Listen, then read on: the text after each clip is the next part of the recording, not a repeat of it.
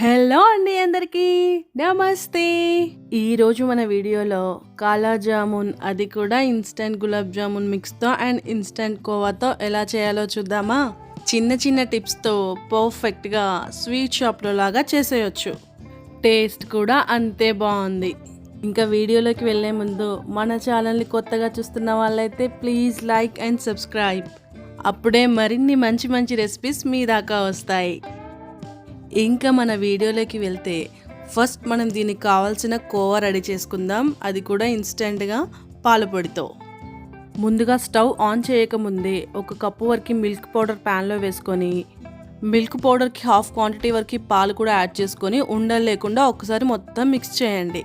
Stove ముందే on చేస్తే ఇది ఉండలు కట్టే అవకాశం ఉంది, అందుకని తర్వాత స్టవ్ ఆన్ చేసుకుందాం. తర్వాత దీంట్లోకి ఒక స్పూన్ నెయ్యి, ఫుడ్ కలర్ ఉంటే ఫుడ్ కలర్ లేదంటే సాఫ్రాన్ అయినా యాడ్ చేసుకోవచ్చు. అన్నీ వేసాక ఇప్పుడు స్టవ్ ఆన్ చేసి మీడియంలో పెట్టి దీన్ని ఇంకా కలుపుతూ ఉండాలి. స్టవ్ ఆన్ చేశాక ఒక 5 minutes లోపు ఇది కోవా తయారైపోతుందండి. చూడండి 5 minutes కూడా పట్టదు. సో స్టవ్ దగ్గరే ఉండి ఇలా కలుపుతూ ఉండాలి, లేదంటే గడ్డలు కట్టే అవకాశం ఉంది. సో స్టవ్ దగ్గరే ఉండి కలుపుతూ ఉండండి. చూడండి ఇలా దగ్గరికి వచ్చాక ఇప్పుడు దీంట్లోకి సన్నగా కట్ చేసుకున్న డ్రై ఫ్రూట్స్ వేసేసుకోండి. నేను ఇక్కడ బాదాం, కాజు, కిస్మిస్ తీసుకున్నాను. సన్నగా కట్ చేసి దీంట్లో వేసేసుకొని ఇలా కలిపేసి ఇంకా స్టవ్ ఆఫ్ చేసేయండి. ఇంకో మిక్సింగ్ బౌల్ తీసుకొని దీంట్లోకి ఆ ఇన్స్టెంట్ గులాబ్ జామున్ మిక్స్ వేసేసుకోండి. దీంట్లోకి కొద్ది కొద్దిగా పాలు యాడ్ చేసుకుంటూ మెత్తటి ముద్దలాగా కలుపుకోవాలి. ఇక్కడ ఫస్ట్ టిప్ ఏంటి అంటే, ఈ పిండిని గట్టిగా మనం చపాతీ పిండి పిసికినట్టుగా అలా గట్టిగా ప్రెస్ చేస్తూ ప్రెజర్ ఇస్తూ కలపకూడదు. స్మూత్గా మెల్లిగా కలపాలి. పాలు కూడా కొద్ది కొద్దిగా యాడ్ చేసుకుంటూ కలిపేయండి. ఒకేసారి మొత్తం వేసుకోకండి, ఎందుకంటే చాలా తక్కువ పాలే పడతాయి ఇది మిక్స్ చేయడానికి. ఇక్కడ నాకు ఒక హాఫ్ కప్పు పాల కంటే కూడా తక్కువగానే అవసరం పడ్డాయి. కలిపేసి మూత పెట్టేసి పక్కన పెట్టేయండి. ఈలోపు మనం సిరప్ చేసేసుకుందాం, షుగర్ సిరప్. స్టవ్ మీద ఇంకో ప్యాన్ పెట్టేసుకొని 2 కప్పుల షుగర్ యాడ్ చేసుకోండి. ఆ 2 కప్పులకి 3 కప్పుల వాటర్ వేసేసుకోండి. మనం తీసుకున్న ఆ ప్యాకెట్ కొలతలకి ఈ షుగర్ సిరప్ పర్ఫెక్ట్గా సరిపోతుంది. ఆ గులాబ్ జామున్ ప్యాకెట్ 170 grams అనుకుంటానండి. దీంట్లోకి ఒక 3 ఇలాచీ దంచి వేసేసుకొని ఇదంతా ఒక 15 నిమిషాలు మరిగాక స్టవ్ ఆఫ్ చేయండి. ఈ లోపు మనం జామున్ తయారు చేసుకుందాం. ఈ పిండిని కొద్ది కొద్దిగా తీసుకొని ఇట్లా రౌండ్గా ఇట్లా బాల్స్ లాగా చేసుకొని కొంచెం ఇలా స్ప్రెడ్ చేసి దీని మధ్యలోకి మన కోవా స్టఫింగ్ని పెట్టేసుకొని మళ్ళీ దాన్ని క్లోజ్ చేసేయాలి. క్లోజ్ చేసేసుకొని మళ్ళీ ఇలా రోల్ లాగా చేసేసుకోవాలి. అయితే ఇక్కడ మరీ గట్టిగా రోల్ చేయకూడదు, మరీ ప్రెజర్ పెట్టి కొంచెం స్మూత్గా రోల్ చేసుకోండి.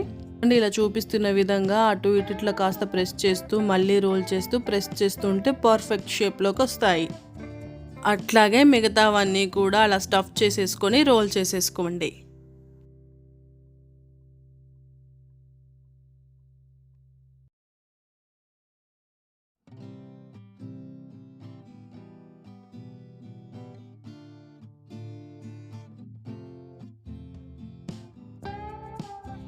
ఇక్కడ నేను ఇవన్నీ స్టఫ్ చేసుకొని ఆ తర్వాత ఒక్కొక్కటి మళ్ళీ రోల్ చేసేసుకుంటున్నాను. స్టవ్ మీద డీప్ ఫ్రైకి తగినట్టుగా ఆయిల్ వేసేసుకొని ఆయిల్ కొంచెం వేడెక్కాక వీటిని ఒకదాని తర్వాత ఒకటి వేసుకొని ఫ్రై చేయండి. ఇక్కడ నెక్స్ట్ టిప్ ఏంటి అంటే, ఆయిల్ మరీ వేడెక్కకూడదండి, కాస్త వేడెక్కితే చాలు. ఆయిల్ మరీ వేడెక్కితే ఇవి లోపల దాకా ఉడకవు, పైన వెంటనే కలర్ వచ్చేస్తాయి. ఇవి వేసిన వెంటనే కదపకుండా ఇలా కాస్త పైకి తేలాక ఇప్పుడు కదపండి. ఇలా ఈ మాత్రం కలర్ వచ్చాక వీటిని తీసిన వెంటనే మన షుగర్ సిరప్ ఉంది కదా దాంట్లోకి వేసేసి మూత పెట్టేయండి. ఇంకో టిప్ ఏంటంటే, షుగర్ సిరప్ అనేది వేడిగా ఉండాలి. ఈ పాకం తయారైన వెంటనే 5 నిమిషాల లోపే మనం ఈ గులాబ్ జామును దీంట్లోకి యాడ్ చేసుకోవాలి. ఒకవేళ మీకు పాకం చల్లారింది అనిపిస్తే మీరు మరొక్కసారి వేడి చేసుకోవచ్చు సిరప్ని. అలాగే మిగతావన్నీ కూడా ఫ్రై చేసి దీంట్లోకి వేసేసుకోండి. వీటిని మధ్య మధ్యలో ఒక్కొక్కసారి కలుపుతూ దీన్ని కనీసం ఒక 3 గంటల పాటైనా ఈ గులాబ్ జామున్ని ఆ షుగర్ సిరప్లో నాననివ్వాలి. అప్పుడే మంచిగా నానిపోయి ఇట్లా నోట్లో వేస్తే కరిగిపోయేట్టుగా ఉంటాయి. 3 గంటల తర్వాత ఒక సర్వింగ్ బౌల్లోకి తీసేసుకోండి. టేస్ట్ మాత్రం పక్కా స్వీట్ షాప్లో లాగా ఉంటాయి. ఇంకా చెప్పాలంటే అంతకు మించే టేస్ట్ ఉంటుంది. మీరందరూ కూడా ఒక్కసారి ట్రై చేసి నాకు టేస్ట్ ఎలా వచ్చిందో కామెంట్ చేయండి. అలాగే మీకు ఎటువంటి డౌట్స్ వచ్చినా నాకు కామెంట్ బాక్స్లో షేర్ చేయండి.